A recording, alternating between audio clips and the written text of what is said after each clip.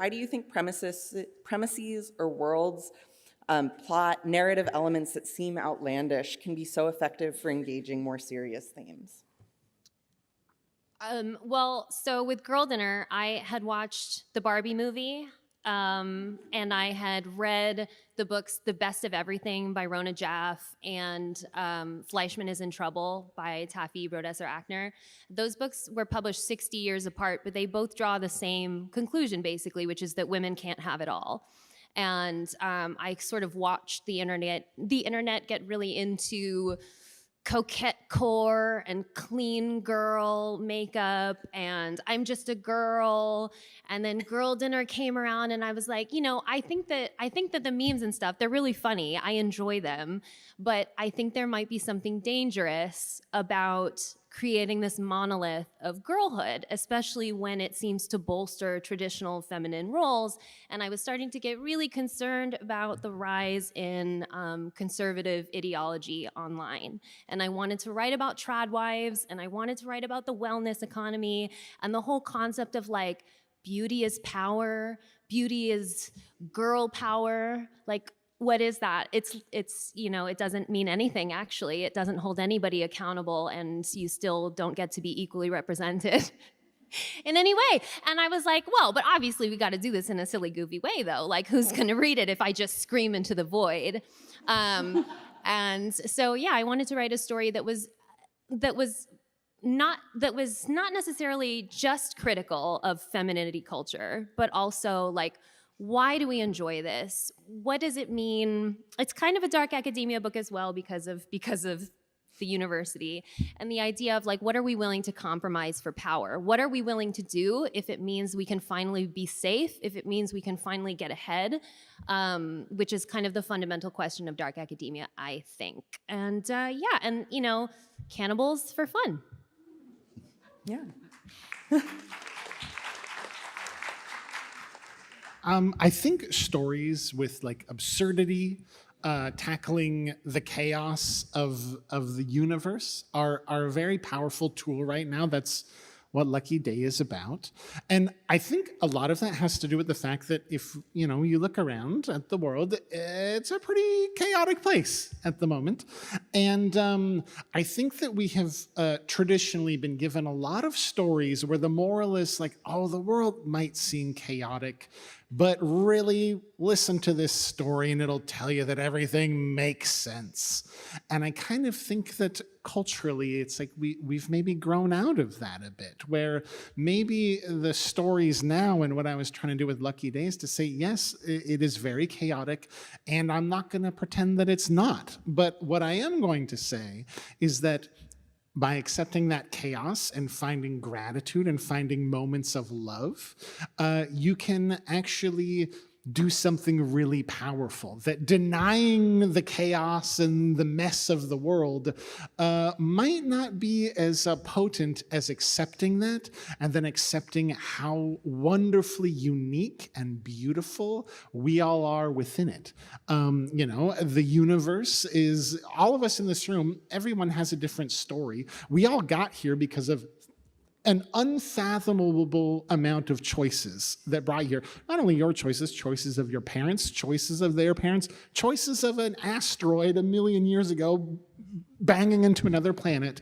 Yet we are all here amid that chaos, and how lucky we are. So I think finding gratitude in that is very important to me. And that's kind of what I want to capture in my art is this idea that, yeah, the world is a little wild, but I think that if we focus on just how powerful love is and look within ourselves and say, wow, I might seem kind of like unique and small in this big grand universe, and then say, actually, you're unique and really powerful because there's nobody out there that is as good as being you as you are. I think that's such a powerful thing, and I think that we can really prove love by coming together and focusing on the things that make us unique.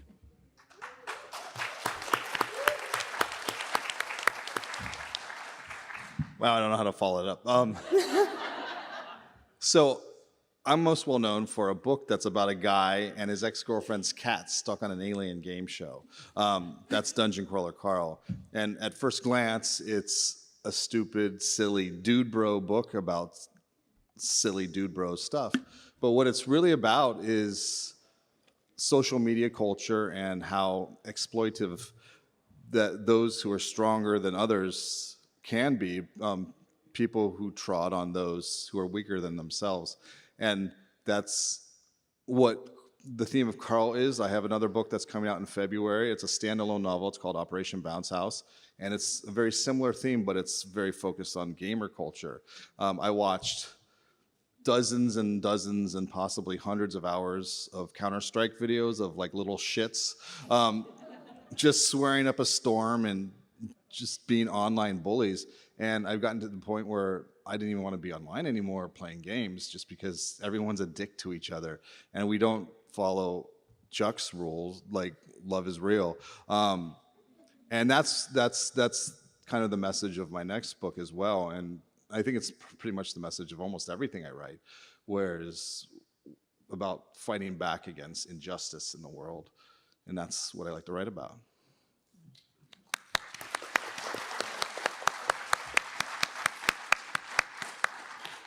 I think I kind of approach it in the same way that Matt does. I think no matter how absurd the context or absurd the subject matter, there are real world implications to what you're writing. For me especially, I mean, I've been been basically branded the monster porn girl, which I love. There's nothing wrong with that. And that's silly, right? But I constantly have women coming up to me saying, your books helped me figure out my sexuality. Your books helped me orgasm for the first time, which, you know, I don't need to know that. But I do know that. But I think the point is that there's a more powerful message than you would think in something that on the surface seems silly. I write about a girl who owns her sexuality, who gets everything that she wants, and who doesn't settle for less. And as women in particular, we are not taught to center our pleasure. We're not taught that we matter necessarily in the bedroom or in the world. And I think those are universal issues that I tackle through a lens of, monster porn. And that's fine. I think any way that you can do it that's approachable is worthwhile.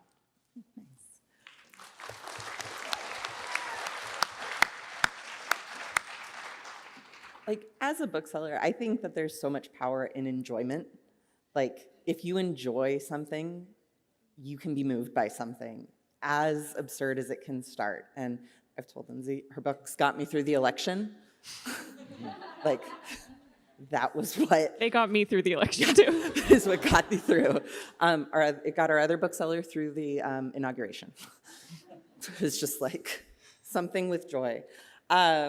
So the next question is, what's one of the most impactful compliments or bits of feedback that you've received from a reader? And what has been one of the most fun or entertaining responses that you've gotten in a complimentary way, obviously? And side note, I did write these questions before, but I have since learned that Matt might want to start with something that happened on the trip here, on the plane. Oh, so I do have lots of fan interactions.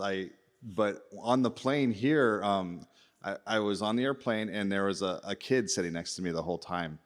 And he looked at me once or twice, and I didn't think anything of it. But once we finally landed, he looks at me and says, "Are you Matt Dinniman?" And I was like, "Yes, I am." And he got really excited, and he stood up, and his mom was behind him, and he shouted, "Mom, this is the guy that writes the foot fetish book."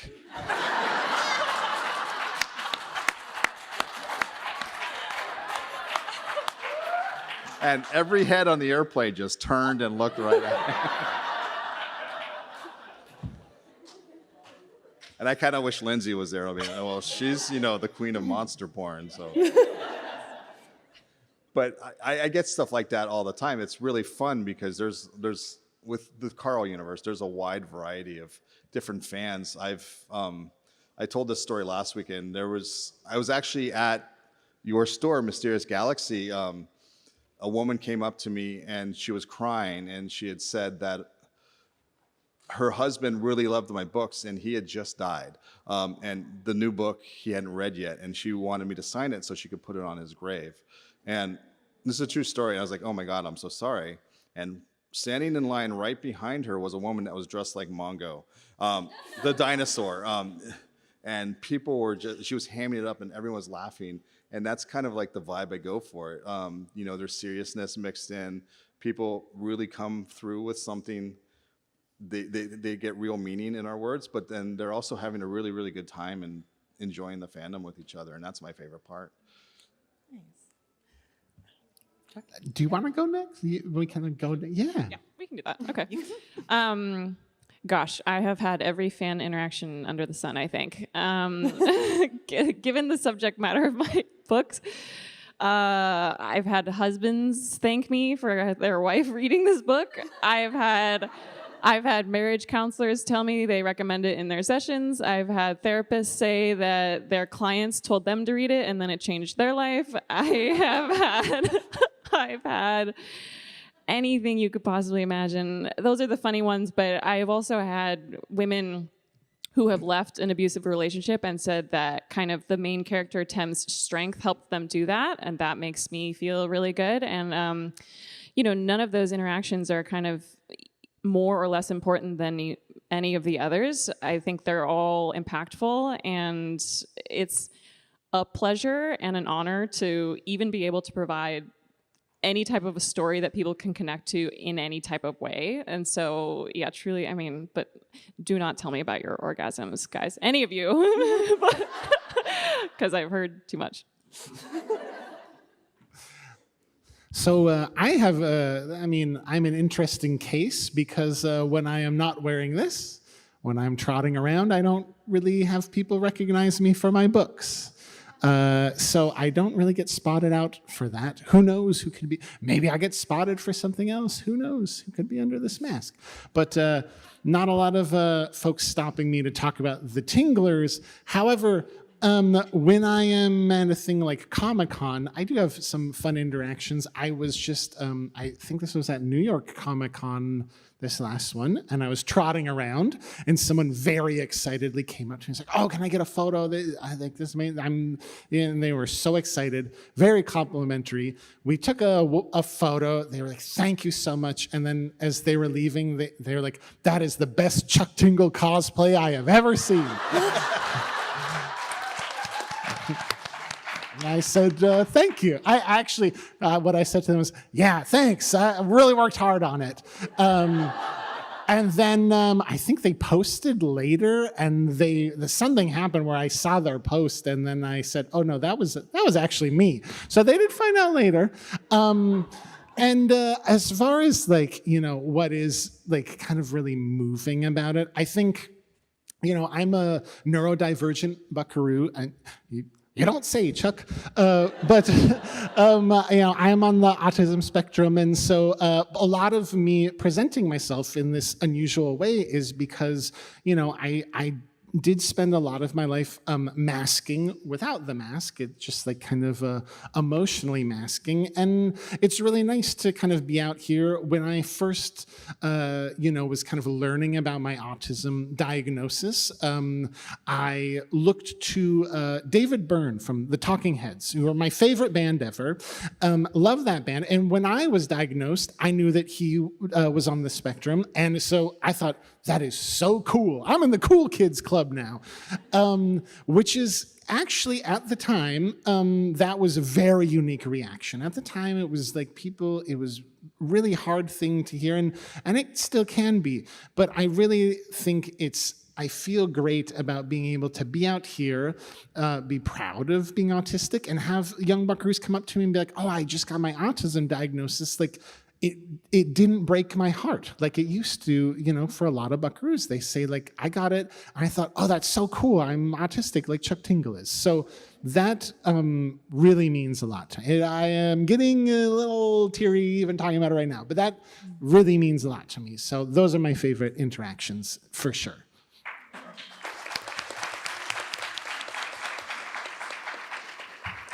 Yeah, I feel similarly being bipolar. It's nice to have, because that diagnosis did break my heart when I got it. And it's been nice to be able to talk about the fact that actually the way that my brain works, it's a great benefit to me. It allows me to be creative. Obviously, it's always, with any neurodivergence or mood disorder, whatever, it makes things difficult to exist. But I wouldn't be able to make the art that I make if I didn't have the downs and the ups that I sometimes have. But I was going to say that I have, because of fan fiction, my audience was always primarily women, such that women used to ask me a lot of questions, which is why I have sort of an Agony Aunt YouTube series. It's like not professional in any way. I don't really recommend you look into it unless you want to ask me a question, which I will answer. But what has been surprising since being traditionally published is that, like, I kind of, because my audience was so primarily feminine, I always thought of it like that Trader Joe's skit where, like, the men can't see the snacks at all. Like, only women can, like, I just thought that's what my books were. And so I think in terms of funny things, it's always Meet Cute, the romance bookstore in San Diego. They were like, Alone with You in the Ether is our #1 pick for straight men. And I was like, that's fascinating information. And I also got a DM from a player on the Ravens. It was very nice, super polite. Dear Miss Blake, I really loved the Atlas series. It made me think about so many things I've never considered before. And I was like, oh my God, this is like a man. So that's my funny story.